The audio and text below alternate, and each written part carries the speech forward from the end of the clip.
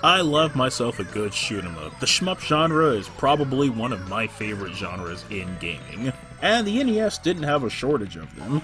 Sure, there may be a little bit of parody amongst them, but I felt that each game for each company had their own distinctive style, so whether I'm playing Gradius, Twin Cobra, or Twin Eagle, I generally play these games as a way to keep the reflexes sharp and to warm myself up if I want to play fighters, and it's a great way to kill time. There is one shooter that kinda caught my eye as it separated itself from the vertical, horizontal, and even the tube shooters like Gyrus, and that's Cybernoid. Cybernoid The Fighting Machine, not to be confused with Kama Mustafa, the Supreme Fighting Machine, adopted a flip screen as opposed to scrolling. It was released on many home computers like the Atari ST, the ZX Spectrum, and the Commodore 64. And you own the Nintendo version. What's wrong with that? Oh, nothing, providing you like using thumbtacks as chewing gum. I have a call to make. So you know how most games gradually increase its difficulty with some introductory challenges that respectfully come a little more demanding? Cybernoid either missed the memo completely or chose to have a vendetta against players. This is intense right out the gate. The second screen of Stage 1 has you evading these rotating butt ships? They have no discernible pattern from what I can tell, so it's either sink or swim with your judgment. And yeah, get ready to sink. Literally, your ship is constantly being pulled downwards, so navigating nooks and crannies takes a little... Well then. Did I mention that this game can be a little bit ruthless? Yeah, for whatever reason, despite not having a particularly large ship, you have a hitbox that's roughly the size of the Yamato. In a lot of other shooters, you can generally thread the needle with a lot of evasion. You can't really get away with that in Cybernoid. Perhaps I can make the defense that it's more based on puzzles rather than non-stop action, but the trial and error gets really punishing at times. I guess punishing is the nicest way that I can put it, more like headbangingly frustrating. You can't cheat at all. You have to play this game by its rules. You have to move when the game tells you to move. If you try to be impatient, you're gonna pay for it and you'll end up burning through those lives faster than one of those wood-wick candles. Provided you haven't taken this cartridge out of your NES and chucked it at the head of the nearest living person, it's possible to learn the ins and outs of a lot of the puzzles and difficulties in it. The game's only 3 levels. How hard can it be? There's various weapons and power-ups to help clear out barricades and obstacles, like these bouncer balls. You also get a rotating shield for defense. It's more finite than I realized. You get a heat-seeking waffle, and a super bomb. You know, I'm all for originality and creativity and everything, but I could probably think of better names for your screen-clearing deterrent than genocide! Visually, the graphics are very stiff and does very little with the NES's infrastructure. The simple color palette isn't a bad idea, the colors at the very least contrast with each other and all, but the purple PVC spaghetti land gets dull to look at for as long as I feel like tolerating this. Gradius was released in a similar time frame, boasts fairly primitive graphics compared to the PC Engine counterpart, but this looks way better. This NES port was developed by Studio 12, who I couldn't find any information on, and programmed by Chris Harvey, who also worked on Airwolf.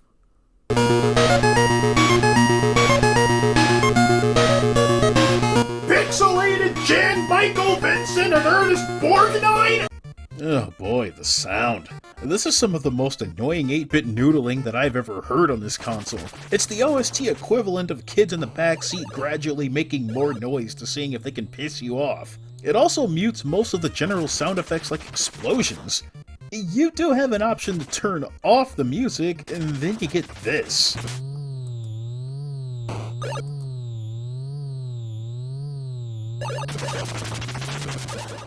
That's not really so much music, but more of a way to scare mosquitoes away from your campsite. So, Providing that you don't mind getting your blood capillaries in a twist and you want a punishingly difficult game to try and muscle through, Cybernoid's kind of worth venturing for a few minutes, but it's so painfully hard that I can't imagine you'd be sticking around more. There are much better shmup options out there. The music will drive you insane, the controls are a little flat and uninspired, your ship doesn't really seem all that agile, your weapons are rather suspect, and the graphics are kind of mid. A part of me can't help but feel like something got lost in the translation of this port, but it just feels a little bit lacking overall. Well, this wasn't great. I usually enjoy indulging in bad games. God, the other versions must be terrible. Yes, about that. I'm afraid that I have some bad news for you. Super Jimtendo, the floor is yours. Wait, how's that? People that say that games are NES hard have clearly never played Cybernoid on the Commodore 64. The NES version is hard as balls too, don't get me wrong, but the C64 is just as tough and the better game. Straight from the title screen, check out what the kids call an absolute banger.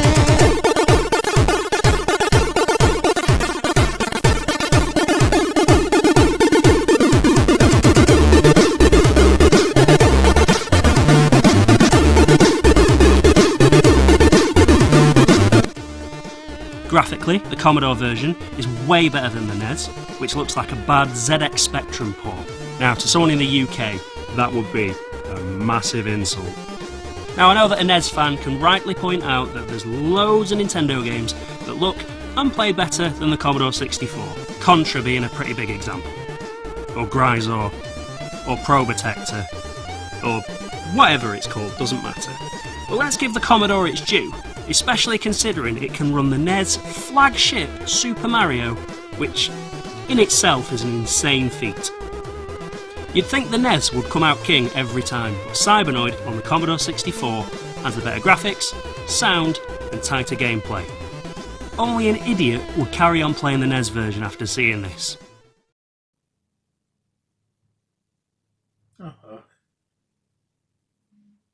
Thanks, Jim. That was pretty informative. So, it does look better. I was actually going to mention some things about it. I mean, to be fair, it's pretty okay when it does.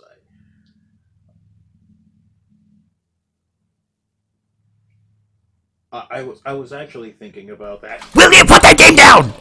Thank you everybody for watching this video, and a very special thank you to Super Jimtendo for being a part of this video and making this review of Cybernoid The Supreme Fighting Machine come to life.